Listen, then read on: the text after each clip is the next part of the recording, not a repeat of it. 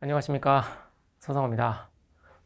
이번 시간은 올해 출제됐던 기출문제 16문제를 풀이해 보는 시간 가져보도록 할게요. 이번 기출문제는 조금 지엽적이라고 해야 되나요? 단어 가지고 장난치는 뭐 그런 부분도 꽤 있었고요. 그리고 이제 종합부동산세 쪽이 조금 비중이 커졌다. 뭐 그렇게 여러분들 가장 큰 차이점 체크해 주시면 될 것 같아요. 그리고 양도소득세 쪽에서는 좀 미등기 쪽을 조금 무게중심을 두고 좀 다룬 측면이 있었고요. 그럼 한번 보도록 합시다. 25번입니다. 지방세법상 취득세에 관한 설명으로 틀린 것은 정답은 2번으로 이렇게 나와 있어요. 일단 보시면 취득세 과세 물건을 취득한 후 그 과세 물건이 중과세율의 적용 대상이 되었을 때에는 취득한 날로부터 60일 이내에 중과세율을 적용하여 산출한 세액에서 이미 납부한 세액, 이제 가산세 포함이라고 나와 있는데, 가산세는 당연히 빠져야 되겠죠. 즉 원래 내가 납부해야 될 해당 세금, 그 세금만큼만 뺀 나머지 추가 세금을 내는 것이겠죠. 가산세라고 하는 것은 행정벌적 성격이 있기 때문에 내가 납세의무를 제대로 이행했다라고 한다면 부과되지 않았을 그런 것이죠. 따라서 가산세를 제외한 나머지 부분을 뺀 그 차액만큼을 추가적으로 납부한다라고 봐주시면 돼요. 이쪽을 여러분들이 체크해 주시면 되겠고, 조금 더 자세하게 본다면 밑에 이제 해설을 달아놨는데, 취득세 과세 물건을 취득한 후에 그 과세 물건이 이제 중과세율에 적용이 되었다. 즉 본래는 중과세율 적용 대상이 아니었는데 사후적으로 중과세율 적용 대상이 되었을 때는 중과세율 적용 대상이 된 날로부터 60일 이내에 이미 납부한 세액, 여기서 납부한 세액이라고 하는 것은 가산세를 제외한 것을 말하는 것이고요. 나머지 금액을 신고 납부하여야 한다. 그렇게 봐주시면 되겠습니다. 됐고요. 나머지 지문도 한번 봅시다. 첫 번째, 도시 및 주거환경정비법에 따른 재건축 조합이 재건축 사업을 하면서 조합원으로부터 취득하는 토지 중 조합원에게 귀속되지 아니하는 토지를 취득하는 경우에는 이거죠. 소유권 이전 고시일의 다음날, 요 다음날을 잘 체크해 주셔야 되겠고요. 그 다음 3번. 대한민국 정보기관의 취득에 대하여 과세하는 외국 정부의 취득에 대해서는 취득세를 부과한다. 본질적으로 외국 정부는 부과를 하지 않습니다만 상호주의에 따라서 이쪽 나라에서 우리나라에 대해서 과세를 한다라고 한다면 우리도 과세하겠다. 뭐 이런 측면이죠. 따라서 이것은 여러분들이 상호주의 측면에서 여러분들이 체크를 해 주셔야 되는 부분이고요. 4번 상속으로 인한 취득의 경우에는 상속 개시일, 한마디로 이제 돌아가신 날이라고 봐주시면 되겠죠. 이때를 취득한 것으로 본다. 5번 부동산의 취득은 민법 등 관계 법령에 따른 등기 등록을 하지 아니한 경우라도 사실상 취득을 했다라고 한다면 취득한 것으로 본다. 즉 취득세라고 하는 것은 등기 등록 여부를 불문하고 사실주의에 따라서 판단을 하는 것이죠. 그렇게 봐주시면 되겠고, 그 다음 26번입니다. 미등기 양도자산에 대한 특징을 물어보고 있는 것인데요. 정답은 2번입니다. 일단 미등기 자산이라고 한다면 높은 세율이죠. 뭐 가장 높은 세율이라고 볼 수 있는 70% 세율을 적용한다라고 봐주시면 되겠고, 장기보유 특별공제도 당연히 배제를 하고, 그리고 뭐 얼마 되진 않습니다만 그룹별로 적용하는 뭐 250만 원의 기본소득 공제도 적용하지 않습니다. 조심하실 건 필요경비 계산 공제는 적용을 해요. 다만 밑에 나와 있는 것처럼 등기 등록 등을 한 것과는 다르게 0.3%, 즉 등기 등록을 한 일반적인 토지 건물과는 다르게 해당 취득 당시 기준 시가의 3%가 아닌 10분의 1에 상당하는 0.3%만 기타 필요 경비 성격으로서 공제를 해준다. 그렇게 여러분들이 들어가 주시면 되겠죠. 됐어요. 뭐 이 부분은 미등기 양도 자산에 대한 특징을 뭐 공부하셨다라고 한다면 어렵지 않게 맞출 수 있었던 부분이고요. 그 다음 27번인데요. 지방세법상 취득세 납세 의무에 관한 설명을 옳은 것을 고르는 문제입니다. 정답은 5번이고요. 보시면 증여자가 배우자 또는 직계 존비속이 아닌 경우 뭐 제3자라고 봐주시면 되겠죠. 증여자의 채무를 인수하는 부담부 증여의 경우에는 채무액에 상당하는 부분은 유상으로 취득한 것으로 본다. 뭐 예를 들어서 갑과 을이 이렇게 있는데 갑이 을한테 건물을 넘겨요. 건물이 예를 들어서 10억짜리라고 가정하고요. 이 10억짜리 물건을 공짜로 주면서 대신 이 건물에 딸려있는 5억이라고 하는 부채도 네가 갚아라. 만약 이렇게 을한테 부담부 증여를 했다라고 한다면 을 입장에서는 전체 자산가치 10억짜리 건물을 받았지만 그 중에 5억 원은 내가 대신 갚아야 될 빚도 함께 얻었기 때문에 결국 10억 중에 5억 상당액은 유상취득, 나머지 부분만 무상으로 취득한 것으로 본다. 그렇게 들어가는 거죠. 반면 부담부 증여를 행한 이쪽 입장에서는 5억 상당액에 대해서는 한마디로 부채 상당액에 대해서는 상대방한테 떠넘겼으니까 이 부분은 우리가 양도소득세가 과세될 여지가 있다라고 봐주시면 되겠죠. 됐습니다. 뭐 답은 5번으로 쉽게 체크가 될 것이고요. 나머지 것들도 한번 보도록 합시다. 토지의 지목을 사실상 변경했대요. 이로 인해서 가치가 증가했다라고 한다면 그것은 취득세 과세 대상으로 보죠. 간주 취득으로 보아서 취득세가 과세된다라고 봐주시면 되겠고, 그 다음 두 번째, 상속회복 청구의 소에 의한 법원의 확정 판결에 의하여 특정 상속인이 당초 상속분을 초과하여 취득하게 되는 재산가액은 상속분이 감소한 상속인으로부터 증여받아 취득한 것으로 본다. 밑에 설명을 달아놨는데 보시면 상속 재산에 대하여 등기 등에 의하여 각 상속인이 상속분이 확정이 됐어요.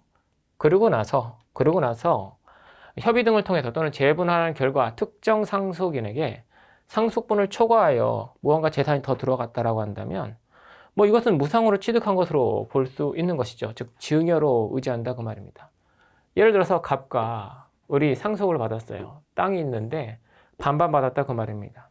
각각 등기 등록했는데 갑이 을한테 뭐 얘가 형이고 동생이라고 한다면 동생이 사는 형편이 썩 좋지 않으니까 자신이 애초에 상속받은 토지 중에 일부를 을한테 이렇게 재차 주게 되었다라고 한다면 해당 부분은 갑이 을한테 증여를 한 것으로 보겠다. 뭐 상식적인 내용입니다. 다만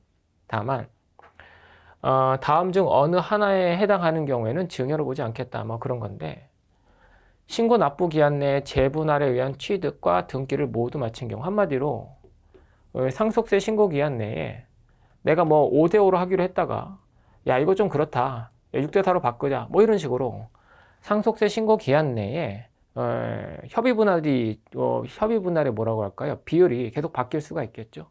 이때 신고했지만 다시 변경 신고 등을 하게 된다라고 한다면 이것은 뭐 갑이 을한테 증여한 것으로 보지 않고 그냥 상속세 신고가 그냥 변경된 것 뿐이다. 따라서 증여가 끼어들어가진 않는다. 뭐 그렇게 봐주시면 되겠고, 방금 나왔던 거 상속회복 청구의 소, 한마디로 실질적인 상속을 받을 자가 아닌 자가 일정 재산을 가져간 거죠. 따라서 해당 자산을 돌려받는 그러한 소를 제기하고 그에 따라서 내 몫을 다시 찾아오는 것에 대해서는 증여를 보지 않겠다. 뭐 그와 관련된 내용이 나와 있습니다. 그 다음에 채권자 대위권의 행사, 한마디로 뭐 예를 들어서 갑과 을이 있는데 또 해봅시다. 갑과 을이 있는데 갑에게 돈을 받을 자가 있었던 거죠. 채권자. 이 채권자가 이 갑에게 돈을 받아내기 위해서 갑을 대신해서 즉 채권자가 대위해서 등기 등록을 하는 거죠. 법정, 상속, 지분 등을 맞춰 가지고 이렇게 채권자 대위권 행사에 의하여 공동 상속인들의 법정 상속분대로 등기 등이 이루어진 후 상속인 사이에 협의 분할로 인해서 변동이 발생했다라고 한다면 이것은 우리가 뭐 증여로 보진 않겠다. 뭐 그와 관련된 내용입니다. 아시겠죠? 됐어요. 뭐 그러한 내용 나와 있고, 그 다음에 3번을 보시면 권리 이전이나 행사에 등기 또는 등록이 필요한 부동산을 직계 존속과 서로 교환한 경우에는 무상으로 취득한 것으로 본다. 기본적으로 직계 존속과의 부동산 계약 등은 뭐 유상으로 했다라고 할지라도 일단 공짜로 준 것으로 간주를 합니다. 다만 다음과 같이 공매, 경매를 통하여 부동산을 취득하거나 또는 파산 선고로 인하여 처분되는 부동산 등을 취득하거나 또는 권리 이전이나 행사에 등기 또는 등록이 필요한 부동산 등을 서로 교환하거나 또는 해당 부동산들의 취득을 위하여 대가를 지급한 사실이 증명된 경우. 그래서 우리가 이제 교파공증 뭐 그런 식으로 외웠었죠. 교파공증의 경우에는 유상취득으로 예외적으로 인정해 주겠다. 뭐 그런 내용이 나와 있어요. 그죠? 한마디로 배우자나 직계존비속 간에 부동산 거래 등이 있다라고 한다면 증여로 일단 의제를 하겠습니다만, 추정하겠습니다만, 다음과 같은 경우에는 예외적으로 내가 유상취득을 인정해 주겠다. 뭐 그렇게 들어가는 거죠. 됐습니다. 그렇게 봐주시면 되겠고, 그 다음에 4번인가요? 증여로 인하여 승계취득의 경우, 증여로 인한 승계취득의 경우 해당 취득 물건을 등기 등록하더라도 취득일로부터 60일 이내 공정증서에 의하여 계약이 해제된 사실이 입증되는 경우에는 취득한 것으로 보지 아니한다. 얘 때문에 틀렸죠. 등기 등록을 해버렸다라고 한다면 무조건 증여가 있는 것으로 봐야 되겠죠. 따라서 4번 지문도 상당히 좀 중요한 지문인데요. 증여로 인한 승계취득의 경우 해당 취득 물건을 등기 등록하지 아니하고, 그죠? 이게 포인트입니다. 아니하고 다음 중 어느 하나에 해당하는 서류, 즉 공정증서 등에 따라서 계약이 해제된 사실이 입증되는 경우에는 취득하지 않은 것으로 본다라고 하는 내용이 실려 있으니까 올해 혹시 시험 결과가 좋지 않으신 분들은 해당 내용을 반드시 숙지해 주시면 좋을 것 같아요. 됐습니다. 그렇게 봐주시면 되겠고, 그 다음에 28번이요. 지방세법상 다음에 적용되는 재산세 표준세율이 가장 높은 것 이렇게 나왔는데 이건 난이도가 좀 상당히 높게 제가 평가를 했어요. 왜냐하면 여러분들이 뭐 세법만을 공부한다라고 한다면 오히려 해당 문제가 상당히 좀 쉬운 문제에 들어갈 수 있어요. 단순 암기 사항이니까. 하지만 여러분들이 워낙 이제 많은 과목 등을 공부하시고 그리고 뭐 다른 생업이 있으면서 짬내서 이제 공부하시는 분들이 있으시잖아요. 그런 분들 입장에서 이런 뭐 세율 문제가 나왔다라고 한다면 어렵게 느껴질 수밖에 없습니다. 그죠? 뭐 따라서 이제 상으로 표시를 하긴 했는데 뭐 해당 문제는 이제 뭐 세율표를 외우신 분은 뭐 쉽게 맞췄을 것이고 그렇지 않으신 분이라고 한다면 버리는 문제가 될 수밖에 없었겠죠. 세율표는 뭐 가볍게 정리를 해놨습니다. 뭐 교재에 있는 내용이니까 봐주시면 될 것 같고요. 됐어요. 뭐 이 부분은 뭐 제가 뭐 구체적으로 설명할 내용은 별로 없습니다. 넘어가도록 할게요. 그 다음에 29번 보도록 할게요. 지방세법상 재산세에 관한 설명으로 틀린 것 이렇게 나왔습니다. 정답은 이제 3번 틀렸다고 이렇게 나왔는데 보시면 재산세 물납 신청을 받은 시장군수 구청장이 물납을 허가하는 경우에는 물납을 허가하는 부동산 가액의 물납 허가일 현재의 시가 이게 틀렸습니다. 물납 허가일 현재의 시가가 아니라 밑에 나와 있듯이 재산세의 과세 기준일이죠. 재산세의 과세 기준일로 판단을 하는 것이죠. 재산세는 모든 것이 이제 과세 기준을 기점으로 해서 판단을 하는 것이잖아요. 따라서 뭐 3번이 틀린 것인데 솔직히 말하자면 뭐 개인적으로 썩 제가 좋아하는 스타일의 문제는 아니에요. 뭐 일자 살짝 바꾼다든가 말장난 살짝 하는 문제 전 좋아하진 않습니다만 뭐 어찌되었든 출제는 됐으니까 뭐 이번 기회에 명확하게 가져가시면 좋을 것 같고요. 뭐 솔직히 문제 퀄리티는 개인적으로는 좋다라고 생각을 하지 않습니다만 문제를 맞추기에는 조금 어렵지 않았을까. 이 말장난이 원래 맞추기가 어렵거든요. 따라서 난이도는 그냥 상으로 표시를 해봤습니다. 나머지 것들 한번 봅시다. 토지에 대한 재산세의 과세 표준은 시가 표준액 자체가 아니라 여기에 공정시장 가액 비율을 곱해서 과세 표준을 계산한다라고 하는 것 꼭 가져가시기 바래요. 과세 표준이 이제 시가 표준액 자체가 과세 표준이 아니라고 하는 것을 체크해 주시면 되겠고, 그 다음 지방자치단체가 1년 이상 공용으로 사용하는 재산으로서 이게 무료라고 한다면, 공짜로 제공했다라고 한다면 그때는 재산세를 부과하지 않겠습니다만 유료로 제공한다라고 했기 때문에 이거는 재산세를 부과한다. 맞는 표현 되겠습니다. 그 다음 4번 주택의 토지와 건물의 소유자가 다를 경우에는 해당 주택에 대한 세율을 적용할 때 해당 주택의 토지와 건물을 합산한 과세 표준에 대해서 일단 주택에 대한 세금을 계산한 뒤 시가 표준액 비율로 안분을 하는 것이죠. 그렇게 여러분들이 가져가 주시면 되겠고, 그 다음 5번 주택 공시가격이 6억 원인 주택에 대한 재산세의 산출세액이 직전 연도 해당 주택에 대한 재산세액의 110분의 100을 초과하는 경우에는 110분의 100에 해당하는 해당 연도에 징수할 세액으로 한다. 뭐 재산세 한도와 관련된 내용인데 뭐 이것도 여러분들이 외워야 될 사항이긴 하죠. 그죠? 뭐 재산세라고 하는 것은 기본적으로 내가 보유하고 있기 때문에 내는 세금이죠. 특정 재산을 보유하고 있기 때문에 내는 세금. 한마디로 낼 세금이 없을 수도 있다 그 말입니다. 따라서 이러한 보유세에 해당되는 재산세는 세부담 상한을 두고 있다라고 봐주시면 돼요. 그 말은 종부세도 세부담 상한이 있다. 뭐 그런 식으로 생각해 주시면 돼요. 뭐 구체적인 것은 이제 종부세 가서 더 공부를 해 주시면 되겠습니다만 일반적으로 세부담 상한하면 보유세랑 어느 정도 연관을 지어 주시면 좋을 것 같습니다. 토지 건물 같은 경우에는 100분의 150 뭐 이렇게 나와 있고요. 주택 같은 경우 좀 복잡했어요. 그죠? 3억 원, 6억 원 해서 100분의 105, 100분의 110, 100분의 130이었어요. 근데 지금 지문 보면 6억 원이라고 나왔잖아요. 따라서 이제 100분의 110. 이 부분도 조금 까탈스러운 부분이었죠. 됐습니다. 뭐 그렇게 여러분들이 정리를 해주시면 될 것 같습니다. 그리고 30번이요. 지방세법상 시가 표준액에 관한 설명으로 옳은 것을 모두 골라라 이렇게 나왔는데 역시 말장난이었습니다.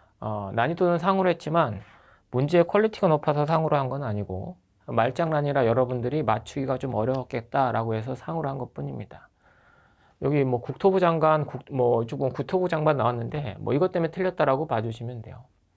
지금 보시면 지방세법상의 시가표준액이잖아요. 따라서 국세 영역과는 조금 다르게 지금과 같이 결정권자가 잠깐만요. 결정권자가 어디 나와 있죠? 표시를 해놨는데 눈에 들어오지도 않네요. 그죠? 여기 있네요. 특별자치시장, 특별자치도지사, 시장군수 또는 구청장과 같은 이러한 자들이 이제 과세권자다, 결정권자다라고 봐주시면 돼요. 아시겠죠? 그렇게 봐주시면 되겠습니다. 됐어요. 뭐 그 정도로 가볍게 체크만 해주시고 결국 맞는 것은 1번 뿐이었습니다. 토지 시가표준액은 세목별 납세의무 성립 시기 당시 부동산 가격 공시하는 법률에 따른 개별 공시지가가 공시된 경우 개별 공시지가로 한다. 뭐 이게 맞는 지문이었고 니은과 디귿은 말장난이었으니까 크게 신경 쓰지 마시기 바랍니다. 됐습니다. 뭐 그 정도 봐주시고요. 그 다음에 31번. 거주자인 개인 을은 갑이 소유한 부동산 시가 6억 원짜리예요. 전세기간 2년, 보증금 3억 원으로 전세 계약을 체결했대요. 그리고 전세권 설정 등기를 하는 거죠. 지방세법상 등록면허세에 관한 설명으로 옳은 것 이렇게 나왔는데요. 일단 우리 전세와 관련된 부분, 전세와 관련된 전세권은 전세 보증금에 해당되는 이 3억 원을 과세 표준을 합니다. 우리가 월세랑 조금 구분해 주셔야 되는데 전세 같은 경우에는 전세 금액을 기준으로 하지만 임차권, 즉 우리가 월세 등에 들어간다라고 한다면 월세 보증금이 아니라 월 임대차 금액을 기준으로 해서 0.2%를 적용한다. 그렇게 여러분들이 생각해 주시면 돼요. 아시겠죠? 따라서 1번 같은 경우에 전세 금액인 3억 원이 과세 표준이 돼야 되니까 틀렸다라고 봐주시면 되겠고 표준세율은 전세 보증금의 1000분의 8이 아니라 0.2입니다. 0.2%. 그죠? 0.2%. 죄다 0.2%니까 별도로 외울 사항의 것은 아니고요. 그죠? 2번도 틀렸고. 네, 납부세액은 6억 원에 0.2%를 하게 되면 얼마가 나올까요? 뭐 계산을 해봤는데 60만 원 정도 나오죠. 따라서 6천 원은 아니고요. 납세 의무자는 누굽니까? 뭐 세입자죠. 세입자가 부담한다. 따라서 4번이 맞는 지문. 납세지는 어딜까요? 뭐 지방세 같은 경우 부동산과 관련된 이러한 등록 면허세 등은 부동산 소재지죠. 그죠? 그렇게 여러분들이 가져가시면 되는 거죠. 됐습니다. 여기 나와 있는 구체적인 지문 등은 교재에 있는 내용 등을 참고 삼아 다 집어넣어 놓은 것 뿐입니다.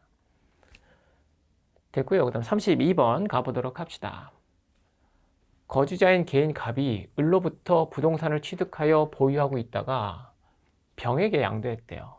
그러니까 갑이 있었는데 을로부터 부동산을 취득했대요. 그리고 갑이 가지고 있다가 양도를 했다 그 말입니다. 이거 양도, 이쪽은 양도. 누구한테? 병한테. 이것도 좀 성의가 없죠. 을갑병에서 말장난을 한 건지 아니면 노린 건지 모르겠습니다만 조금 좀 친절하게 갑을병 순서로 좀 해줬으면 좋았을 텐데 약간의 아쉬운 부분이 좀 있긴 합니다. 그죠? 문제를 푸는 사람 입장에선 그죠?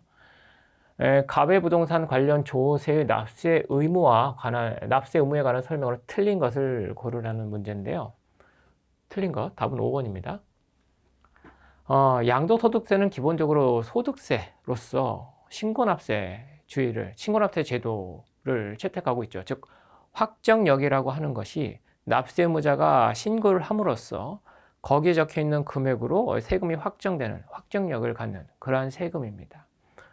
따라서 양도소득세 예정신고를 하게 되면 그 예정신고서에 써 있는 그 금액으로서 일단 양도소득세 세금의 금액 그 자체가 확정력을 갖는다 라고 봐주시면 돼요. 따라서 확정되지 아니한다라고 하는 5번이 틀렸다라고 봐주시면 되겠고, 나머지 것들도 한번 봅시다. 갑이 을로부터 증여받은 것이라면, 갑이 을로부터 증여를 받은 것이라고 한다면 그 계약일에 취득세 납세 의무가 성립하겠죠. 그죠? 네, 갑이 을로부터 부동산을 취득한 후, 이게 취득이래요. 부동산을 취득한 후 재산세 과세 기준일까지 등기하지 않았다라고 한다면 재산세와 관련하여 을은 부동산 소대지 관할 지방자치단체장에게 소유권 변동 사실을 신고할 의무가 있다. 즉 실제 소유권이 넘어갔어요. 따라서 사실상 소유자인 갑이 관련된 재산세를 납부할 의무가 있는데 내가 팔았다라고 하는 신고 내역 등이 아직 들어가지 않았다라고 한다면 과세관청은 을이 여전히 실질적인 소유자인 것으로 추정하고 을한테 재산세를 부과하겠죠. 따라서 을은 소유권 변동이 있었습니다라고 하는 그 사실을 과세관청에 신고할 의무가 있어요. 신고하지 않으면 어떤 일이 발생합니까? 그렇죠. 을이 부담하는 거예요, 그냥. 뭐 가산세 등이 추가적으로 나오는 것은 아닙니다만 자기가 부담할 세금이 아님에도 불구하고 을이 부담해야 되는 일이 발생하게 되는 거죠. 그렇게 봐주시면 되겠고, 그 다음 3번 갑이 종합부동산세를 신고 납부 방식으로 납부하고자 하는 경우, 원래 종합부동산세라고 하는 것은 정보부과 세목입니다. 한마디로 고지서가 날라오는 세금이다라고 봐주시면 되는데 종부세는 일반적인 세금과는 다르게 선택에 따라서 신고 납부를 할 수가 있죠. 신고 납부 방식으로 납부하고자 하는 경우 과세표준과세액을 해당 연도 12월 1일부터 15일까지 신고하면 확정력을 갖는다. 종부세의 특징이 실려있는 지문 되겠습니다. 그 다음 4번 갑이 을로부터 부동산을 40만 원에 취득했대요. 그러면 우리 본질적으로 취득세를 내야 되겠지만 50만 원 이하인 경우에는 취득세 납세 의무가 면제되죠. 이런 경우 등록면허세는 내야 되기 때문에 등록면허세 납세 의무가 생긴다라고 하는 거죠. 이건 이제 취득세에 50만 원 이하인 경우 취득세가 부과되지 않는다. 그러면 해당 부동산을 어떻게 해야 되느냐? 등록면허세는 내야죠. 등기 등록을 해야 되니까. 그와 관련된 내용이라고 봐주시면 됩니다. 됐어요. 그 정도 봐주시면 되겠고, 그 다음 33번이에요. 거주자인 개인 갑은 국내 주택 2채 그리고 상가 건물 1채를 보유하고 있대요. 재산세와 종부세와 관련된 설명입니다. 보시면 정답은 3번으로 나와 있어요. 틀린 것을 물어봤는데 3번이 틀렸어요. 보시면 갑의 주택분 종부세 결정세액은 주택분 종부세액에서 요만큼의 산식에 따라 산정된 재산세를 공제하여 계산한다. 한마디로 재산세를 낸 부분에 대한 이중과세가 발생할 수 있겠죠. 따라서 재산세를 부담한 부분에 대한, 즉 종부세가 부담되고 재산세도 부담되는데 더블로 부담되는 부분에 대해서는 재산세 세액공제를 해줌으로써 이중과세를 회피하겠다 또는 이중과세를 없애주겠다, 그렇게 여러분들이 생각해 주시면 되는데, 종부세에서 공제되는 재산세액이 요 산식이 잘못됐어요. 어디가 잘못됐냐면 요거죠. 종부세 공정시장 가액 비율이 아니라 밑에 보시면 재산세 공정시장 가액 비율이죠. 역시 말장난이죠. 즉 실질적인 재산세 부담분을 차감하는 것이니까 재산세를 계산할 때 당연히 재산세 공정시장 가액 비율을 적용했겠죠. 갑자기 느닷없이 재산세를 계산하는데 종부세 거 끌어다가 계산했겠습니까? 말장난입니다. 그죠? 말장난이고 제가 좋아하는 스타일의 문제는 여전히 아닙니다. 여전히가 아니라 말도 안 나와. 역시 아닙니다. 예. 뭐 어찌되었던 말장난 문제였어요. 난이도는 중으로 했지만 그래요. 예, 썩 좋아하는 문제는 아닙니다. 나머지 이 부분 한번 봅시다. 가부의 주택에 대한 재산세는 주택별로 적용이 됩니다. 즉 같은 관할구역에 주택이 여러 채 있다라고 해서 합산 과세되는 것은 아니고 주택별로 과세가 된다라고 하는 거 체크해 주시면 돼요. 재산세의 경우 말이죠.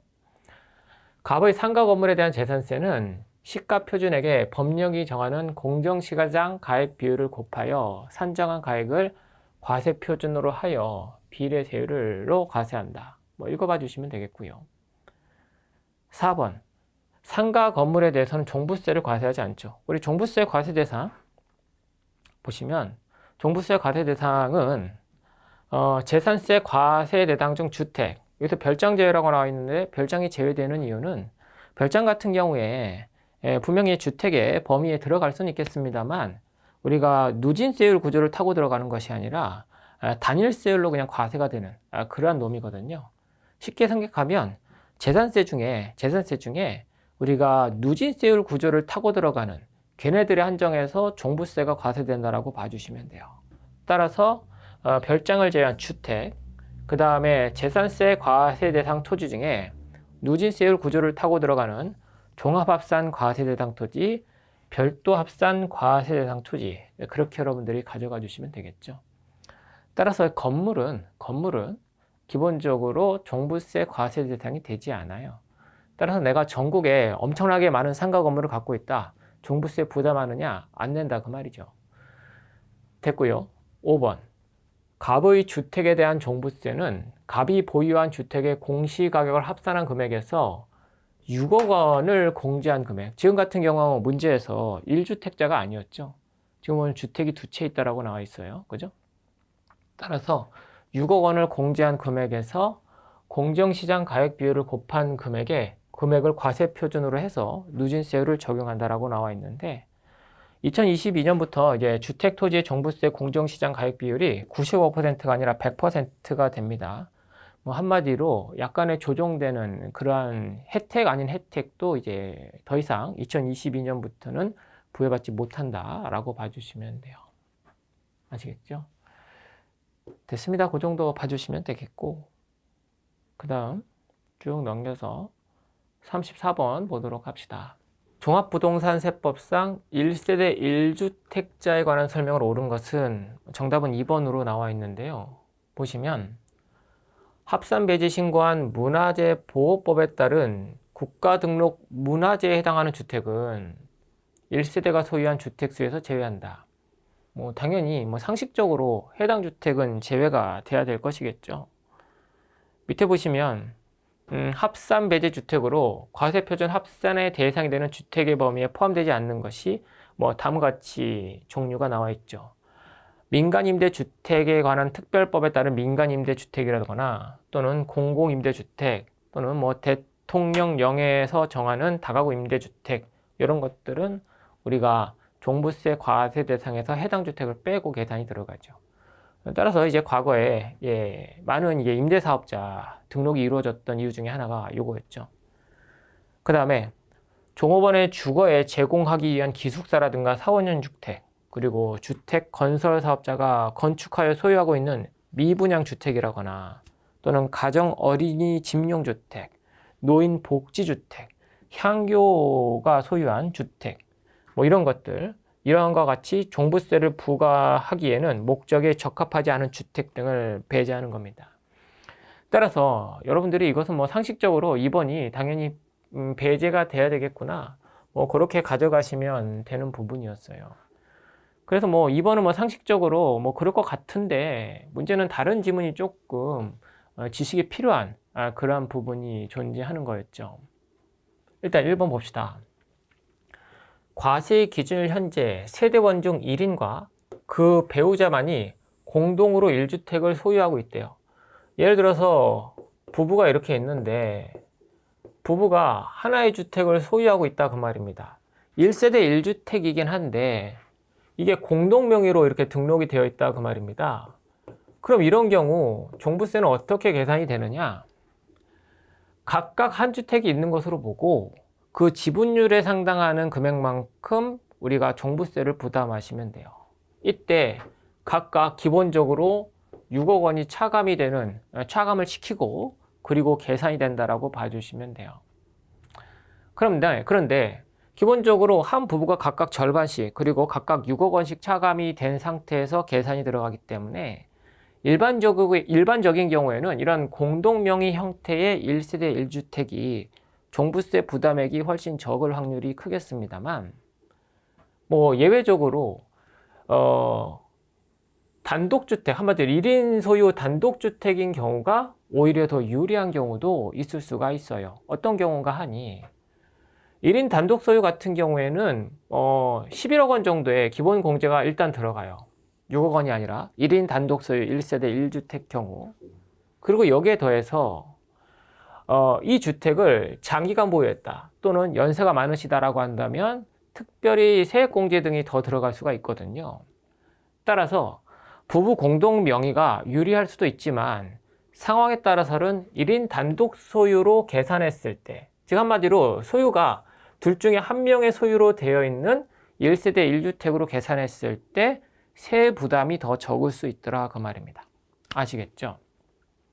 이러한 기본적인 지식이 있는 상태에서 다시 읽어보면 지금 같은 경우에 공동명의 주택이더라 그 말입니다. 그럼 기본적으로 어떻게 계산이 들어가야 됩니까? 그렇죠?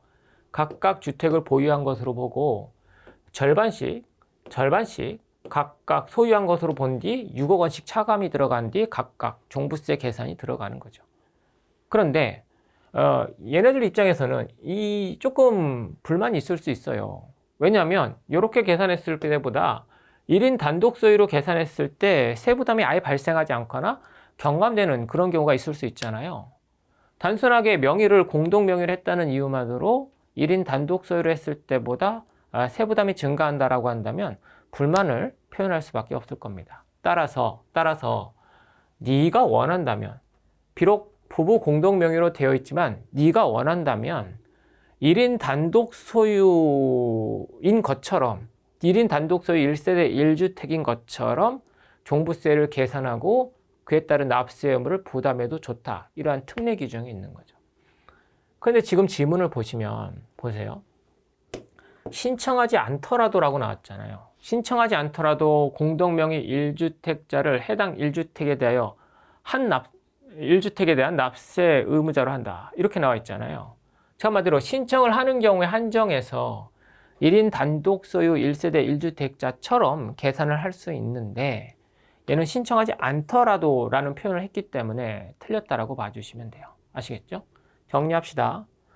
부부 공동명의 1세대 1주택 같은 경우에는 기본적으로 각각 종부세 납세 의무가 있습니다. 다만 신청을 통해서 1인 단독 소유 1세대 1주택자처럼 종부세를 계산할 수가 있는 겁니다.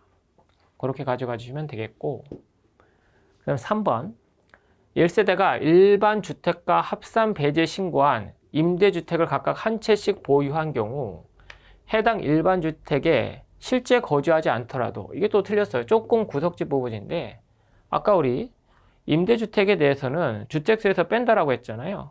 다만 합산 배제 임대주택의 경우 임대주택을 소유한 자가 과세 기준일 현재 그 주택에 주민등록 등이 등록되어 있고 실제로 거주하고 있는 경우에 배제를 적용한다라고 하는 단서 조항이 있어요.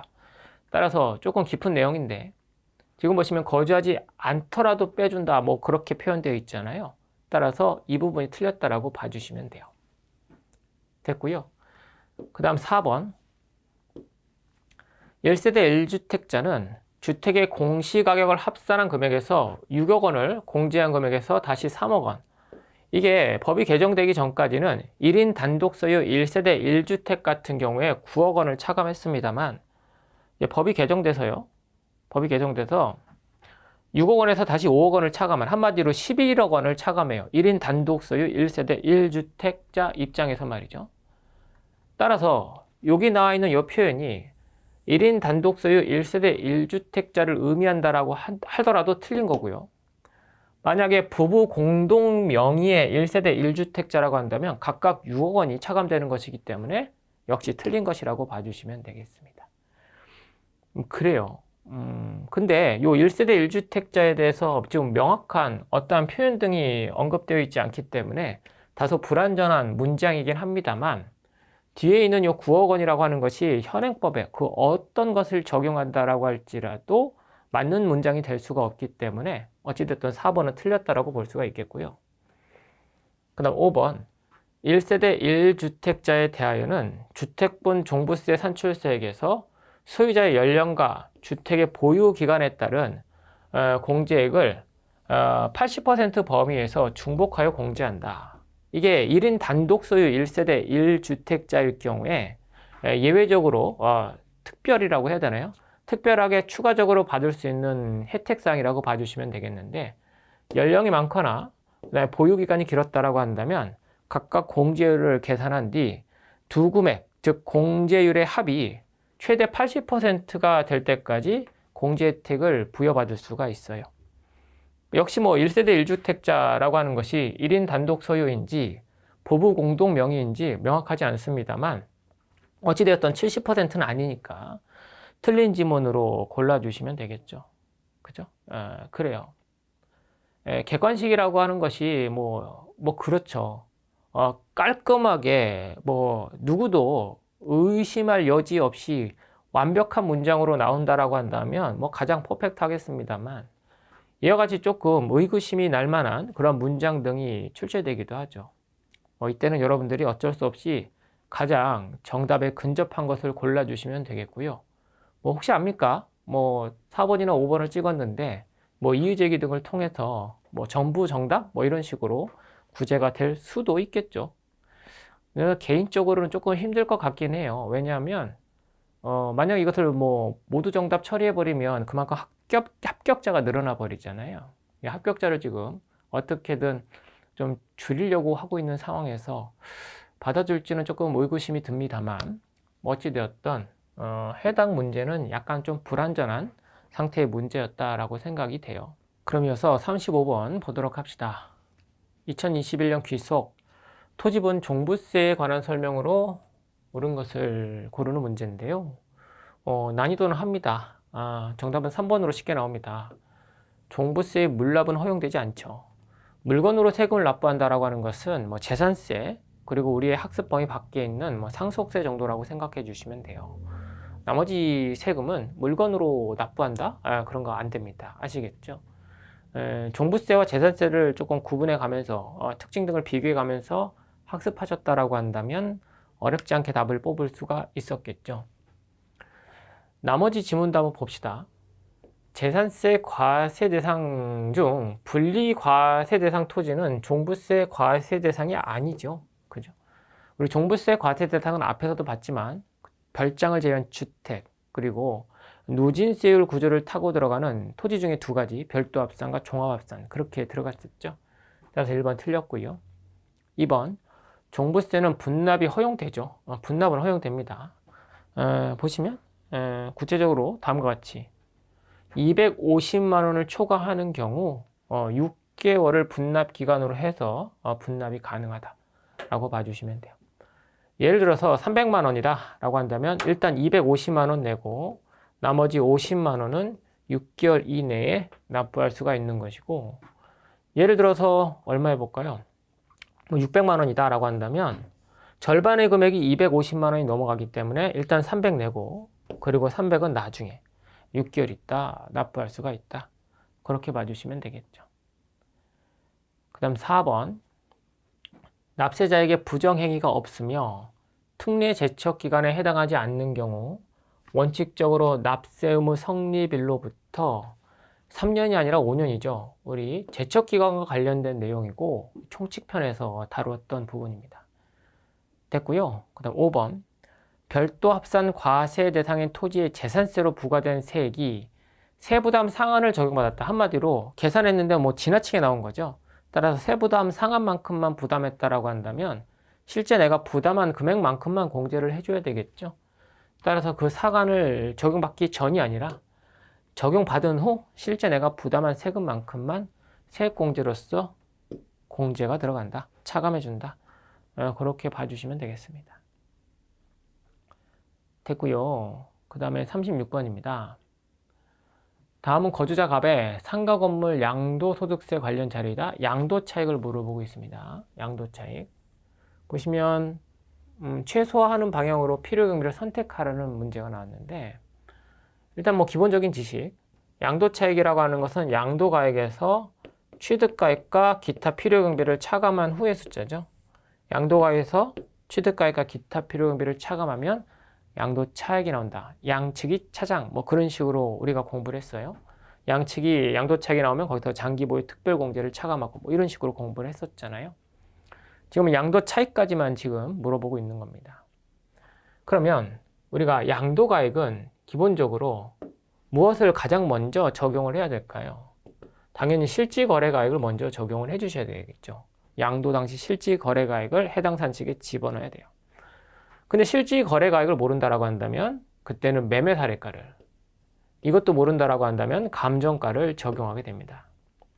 그리고 실제나 매매나 감정가가 적용되지 않는다. 그때는 우리가 기준시가라고 해서 얘네들은 그나마 실제가와 상당히 유사한 또는 근접한 금액이 도출되겠지만 기준시가라고 하는 것은 실제 거래가액이 한 70% 정도의 금액밖에 되지 않습니다. 얘네들을 모른다라고 한다면 어쩔 수 없이 기준시가를 적용한다. 그렇게 봐주시면 되겠고, 양도가액이 이렇게 결정이 되면 취득가액을 여러분들 결정해 주셔야 되는데, 조심하실 건 양도가액이 만약에 기준시가로 결정됐다라고 한다면 취득가액에 대해서 내가 실제 거래가액 등을 안다라고 할지라도 반드시 기준시가를 대응시켜서 적용해 주셔야 돼요. 아시겠죠? 왜냐하면 양도가액은 실제치보다 낮은 것, 뭐 현실적으로 낮은 금액을 적용하면서 취득가액은 실제치를 적용한다라고 한다면 양도차익이 과소계상되는 일이 발생할 수 있잖아요. 따라서 양도가액을 기준시가로 적용했다라고 한다면 취득가액은 관련된 실제 거래가액 등을 안다라고 할지라도 무조건 기준시가를 적용하는 겁니다. 아시겠죠? 그리고 얘네들 중에 하나가 있다는 전제 하에서 취득가액은 당연히 실제 거래가액을 먼저 적용해 주시고, 이게 없다라고 한다면 매매사례가, 이게 없다면 감정가, 얘도 없다라고 한다면 이제 환산 취득가가 적용이 되는 거죠. 즉 얘네들 중에 하나가 적용됐다라고 한다면 취득가액도 이에 대응되는 어떠한 숫자가 들어와야 되는데, 만약에 여기까지가 없었다. 그래서 기준시가를 적용한다라고 한다면 이번에는 양도차익이 너무 과다하게 계상되는 문제가 발생할 수 있어요. 따라서 양도가액이 실제가나 실제가와 근접한 값 중에 하나가 결정됐다라고 한다면 취득가액은 무조건 그것에 근접한 값을 뽑아내기 위해서 실매감이 없었을 때는 어쩔 수 없이 환산취득가, 즉 기준시가 비율에 따라서 계산된 금액인 환산취득가를 적용하게 된다 그 말입니다. 아시겠죠? 그러니까 환산취득가는 취득가액에서만 존재하는 놈이다라고 봐주시면 되겠고, 조금 더 가면 기타 필요경비, 얘는 취득가액과 연결이 되는 놈인데 취득가액이 실제 거래가액을 적용할 때만 기타 필요경비도 실제 기타 필요경비를 적용하는 것이 원칙이고요. 만약에 취득가를 실제 가액이 아닌 얘네들을 적용했다라고 한다면 이때는 무조건 필요경비 계산 공제 금액이라고 해서 기준시가의 일정 %만큼만을 적용해서, 즉 실제가를 안다라고 할지라도 기준시가의 일정 %만큼만을 적용해서 약간의 금액만 차감해주는 그런 형태를 띠고 있다라고 봐주시면 돼요. 아시겠죠? 조금 더 들어가 볼게요. 이제 많이들 착각하시는 게 이거예요. 양도가액을 예를 들어서 실제 거래가액은 없었는데 매매사례가가 있었다.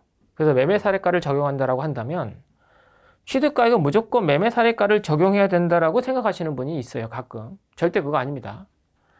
내가 만약에 양도가액을 계산함에 있어서 실제 거래가액이 아닌 매매사례가를 적용했다라고 한다면 취득가액은 무조건 이 순서에 따라서 먼저 찝히는 쪽을 선택해 주시면 돼요. 예를 들어서 실제 거래가가 있었다, 취득가가 안다. 그럼 이렇게 세트가 된다 그 말입니다. 아시겠죠? 얘도 없고 얘도 없다. 얘는 안다. 그럼 이렇게 세트가 되는 거고. 얘도 없고 얘도 없고 얘도 없는데 얘는 어쩔 수 없이 계산을 해야 된다라고 하면 이렇게 세트가 되는 거예요. 아시겠죠? 이 부분도 착각하시면 안 되겠고. 또 하나.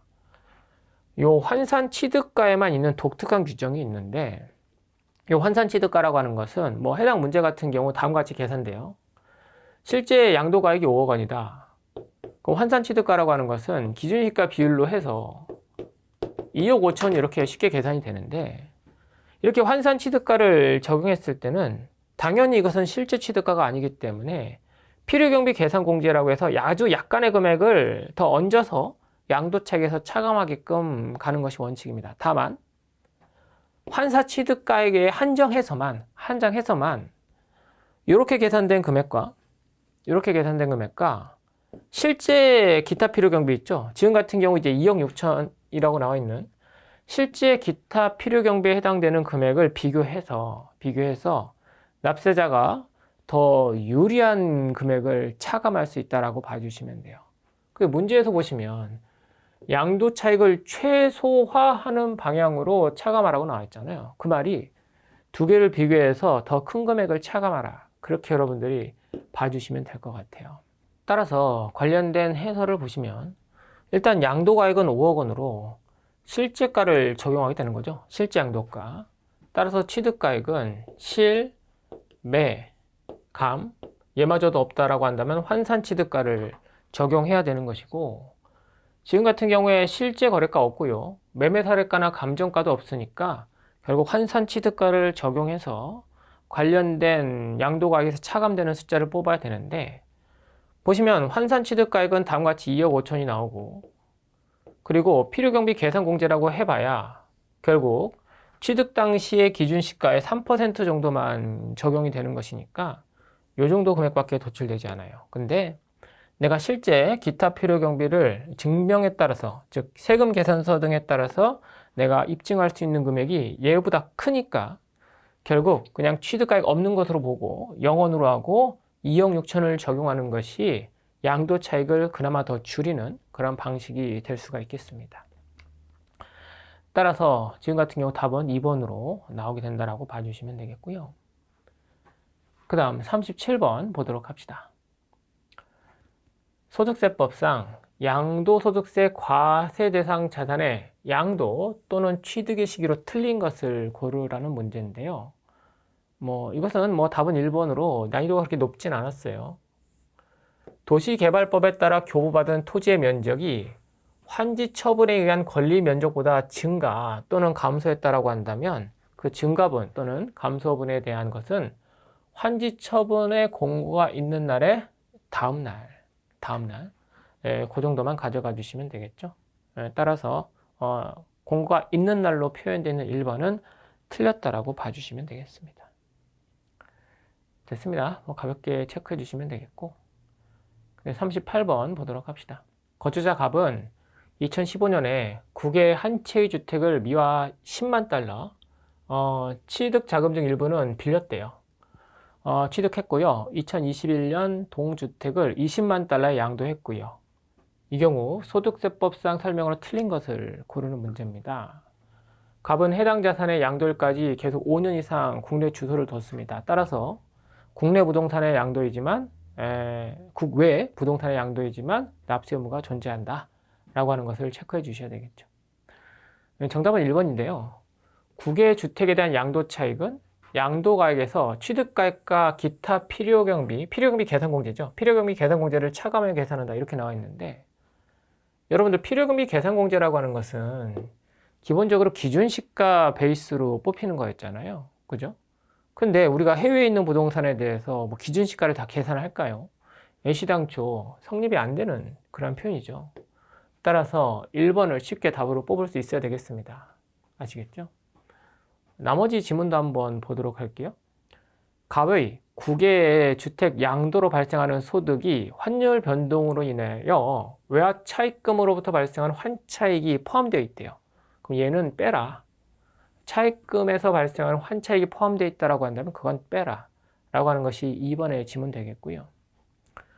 3번, 갑의 국외주택 양도에 대해서는 해당 과세 기간에 양도소득 금액에서 연 250만 원 공제한다. 우리가 부동산 그룹 있잖아요. 이 부동산 그룹은 국내 그룹과 국외 그룹으로 나눠 주셔야 돼요. 국내 부동산에 대해서 연 250, 국외 부동산 그룹은 국내와 별도로 연 250만 원의 소득 공제가 적용된다. 소득 금액에 대해서 공제가 들어간다. 라고 하는 것을 체크해 주시면 되겠습니다. 아시겠죠? 그러니까 3번도 맞는 표현이고요. 4번, 갑은 국외주택을 3년 이상 보유하였음에도 불구하고 장기 보유 특별세액공제는 적용하지 아니한다. 장특공은요, 우리 국내 부동산에 한정해서 적용이 된다라고 봐주시면 돼요. 국외 것은 적용이 되지 않는다라고 봐주시면 되겠고, 갑은 양도소득세 납세 의무가 있죠. 단서 조항에 따라서 납세 의무가 발생한다라고 봐주시면 되겠습니다. 됐어요. 그와 관련된 내용이 쭉 적혀 있는 겁니다. 봐주시면 되겠고, 요거 하나 체크해 봅시다. 국외자산의 양도가액과 필요경비는 기본적으로 실제 거래 가액으로 한다. 이것은 국내 부동산의 양도차익 계산 방식과 동일하죠. 다만 양도 당시의 실제 거래 가격을 확인할 수 없는 경우 국내 부동산 같은 경우에는 어떻게 적용합니까? 그죠? 실, 매, 감. 취득각 같은 경우에는 실, 매, 감, 환 이런 식으로 적용을 했었잖아요. 하지만 국외 부동산 같은 경우에는 실제 거래 가격을 알 수 없다라고 한다면 양도 자산이 소지하는 국가의 양도 당시 현황을 반영한 시가, 이걸 이제 2순위로 집어넣어요. 해당 국가의 시가를 2순위로 적용해라, 이렇게 들어가는 거죠. 개념상은 이제 매매 사례가와 상당히 좀 유사한 측면이 있겠습니다. 그리고 얘가 없다라고 한다면 상증법, 갑자기 이상한 게 나오죠. 상증법상의 보충적 평가 방법에 따른 금액을 적용하래요. 이게 3번이에요. 그죠? 우리 국내 부동산 같은 경우에는 최후의 보루가 뭐였습니까? 기준시가였죠. 그런데 해외 부동산 같은 경우에는 우리가 기준시가라고 하는 것이 있을 수가 없잖아요. 따라서 조금 엉터리 금액이긴 하지만 상증세법에 따른 보충적 평가 방법에 따른 금액으로 그냥 계산하겠다, 그렇게 가시면 돼요. 즉 기준시가 대신에 얘를 적용한다, 그런 컨셉 가져가시면 되겠습니다. 국외 부동산 같은 경우 실제 거래가, 그게 아니면은 현황 시가, 그게 아니면 갑자기 생뚱맞게 상증법, 그렇게 여러분들이 생각해 주시면 되겠습니다. 국내 자산이 아니므로 기준시가는 당연히 적용되지 않죠. 그 다음에 기타 필요 경비 같은 경우에 계산 공제를 적용하지 않습니다. 됐고요. 그 다음에 관련된 계산할 때 기준 환율 또는 재정 환율을 적용해서 계산한다, 그렇게 봐주시면 되겠고, 장특공 적용하지 아니한다, 그렇게 특징 등을 정리해 주시면 좋을 것 같습니다. 됐고요. 그 다음 39번 봅시다. 소득세법상 미등기 양도 제외 자산을 모두 고른 것은, 즉 얘는 그냥 미등기로 안 볼게, 한마디로 제재하지 않을게, 그런 내용인데 난이도는 하고요. 기억, 니은, 디귿 모두 미등기로 제재할 수 없는 성격의 것들이다라고 봐주시면 돼요. 이것은 여러분들이 굳이 달달달 외울 성질의 것은 아니고 시험장에서 처음 봤다라고 할지라도 충분히 맞출 수 있는 그러한 성격이었을 것이라고 생각은 해요. 등기가 불가능하다. 등기가 불가능한데 어떻게 미등기라고 제지를 하겠어요? 불가능할 것 같고요.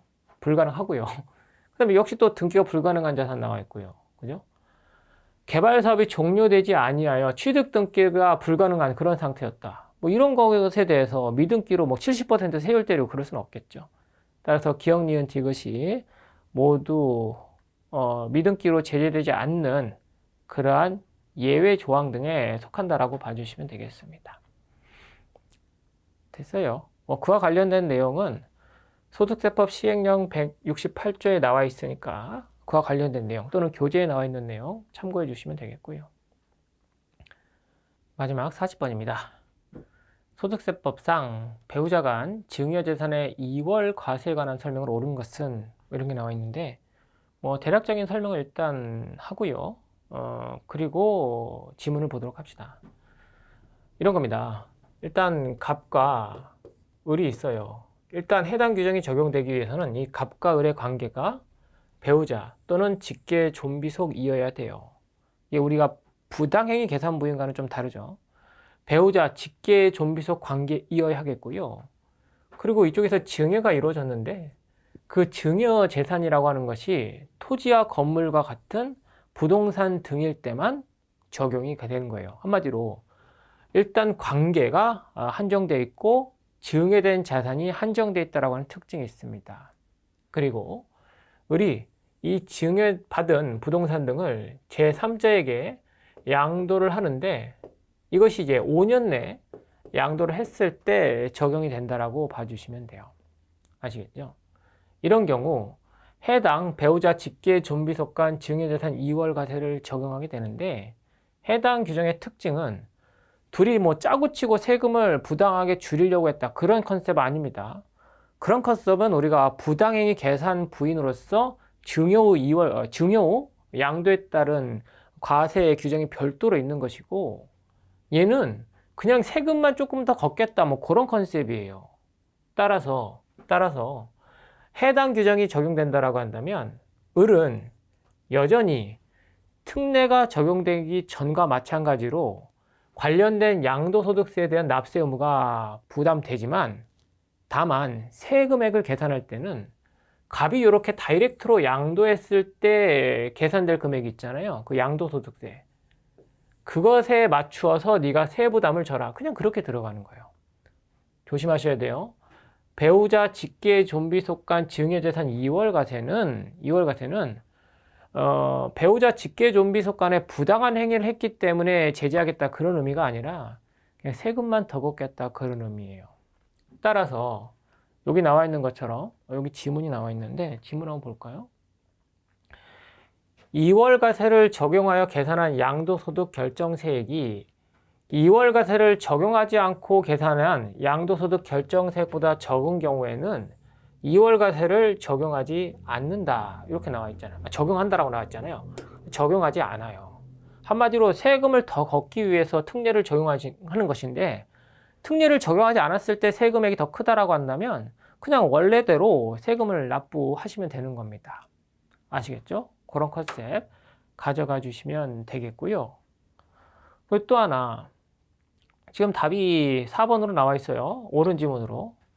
지금 같은 경우에 을의 의도에 맞추어 가지고 양도를 행한 것이잖아요.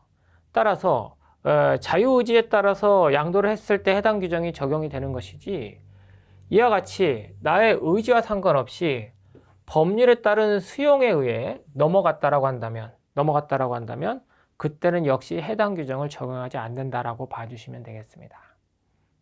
아시겠죠? 나머지 규정도 봅시다. 이월과세를 적용하는 경우 거주자가 배우자로부터 증여받은 자산에 대하여 납부한 증여세를 필요경비에 산입하지 아니한다라고 나오는데 필요경비로 집어넣어요. 즉 해당 양도소득세를 을이 부담할 때 이미 납부한 증여세는 어떻게 할 것이냐? 그때는 이렇게 계산된 양도소득세의 필요경비로서 차감이 이루어진다 그 말입니다. 즉 증여 자체를 부인하진 않겠다. 다만 세금을 더 걷기 위해서 해당 특례를 적용하는 것이니까 네가 이미 납부한 증여세가 있다라고 한다면 필요경비로 차감해 주겠다. 그렇게 들어가는 거예요. 아시겠죠? 그렇게 여러분들이 체크해 주시고 이 부분은 우리 부당행위 계산 부인 규정과 차이가 나는 부분이니까 반드시 숙지를 해 주셔야 돼요. 참고로 부당행위 계산 부인 규정은 이와 유사한 형태를 띠고 있지만 일단 얘네들의 관계가 특수관계자, 한마디로 배우자 직계존비속보다는 범위가 더 크고요. 그리고 증여 대상 자산이 부동산 등에 한정하지 않습니다.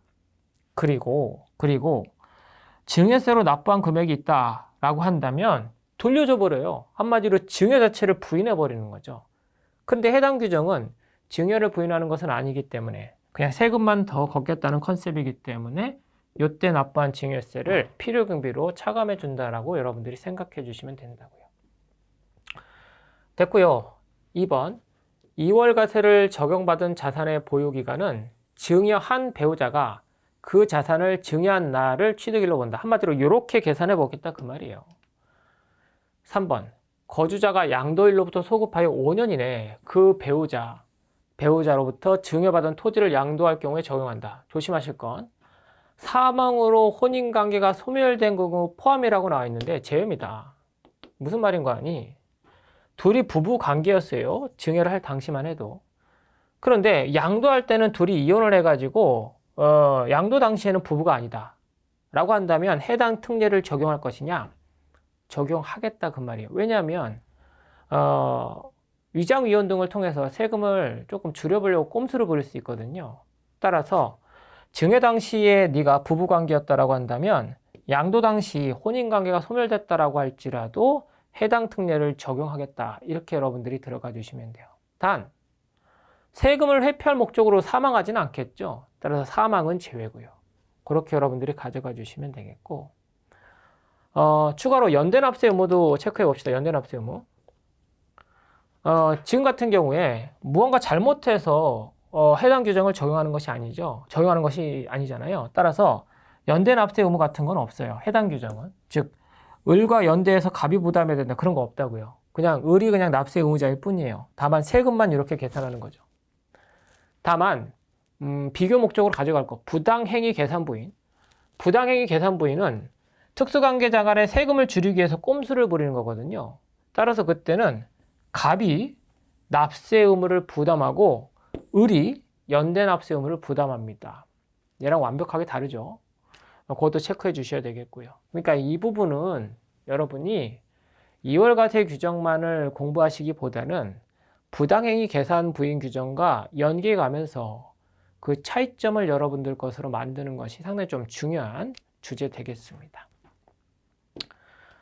됐어요. 설명하다 보니까 좀 깊게 들어갔는데 이미 합격하신 분이라고 한다면 그냥 그런가 보다라고 넘어가시면 되는 것이고, 애석하게도 내가 아직 합격을 못했다, 또는 이제 막 시험을 준비하는데 연습 삼아 한번 들어보는 것이다 라고 하시는 분이 있다라고 한다면 관련된 주제 반드시 부당행위 계산 부인 규정과 비교해 가면서 학습해 주시기를 추천드립니다. 됐어요. 여기까지가 우리 2021년 기출문제와 관련된 해설 강의였습니다. 긴 시간 수고 많으셨고요. 감사합니다.